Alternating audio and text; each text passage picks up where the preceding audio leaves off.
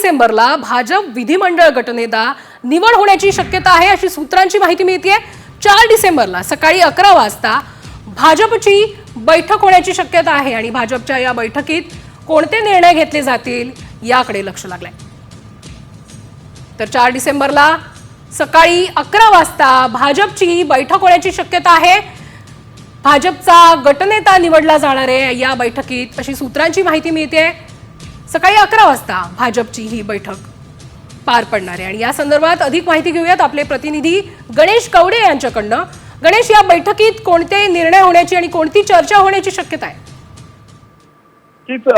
भाजपच्या सर्व आमदारांची बैठक आहे ती 4 तारखेला 11 वाजता आहे। ती विधान भवनामध्ये पार पडेल अशी सूत्रांकडून माहिती मिळते आणि प्रामुख्याने यामध्ये विधिमंडळ नेता त्याचबरोबर मुख्य प्रतोद आणि प्रतोद यांची नेमणूक आहे ती होणार आहे। कारण की 5 तारखेला आपण बघतो की शपथविधी पार पडणार आहे। या संदर्भामध्ये अधिकृत आहे ते भाजपचे प्रदेशाध्यक्ष चंद्रशेखर बावनकुळे यांनी स्पष्ट केलेले आहे। त्यामुळे अगोदर विधिमंडळ नेता आहे त्याची निवड करावी लागते आणि हीच निवड करण्यासाठी 4 तारखेला ही महत्त्वाची बैठक पडणार आहे।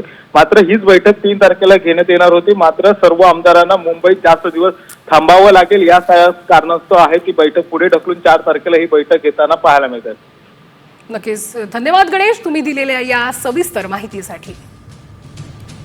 तर आपण बघतोय 4 डिसेंबरला भाजपची महत्त्वाची बैठक होण्याची शक्यता आहे आणि या बैठकीत विधिमंडळ गटनेता निवड होण्याची देखील शक्यता आहे।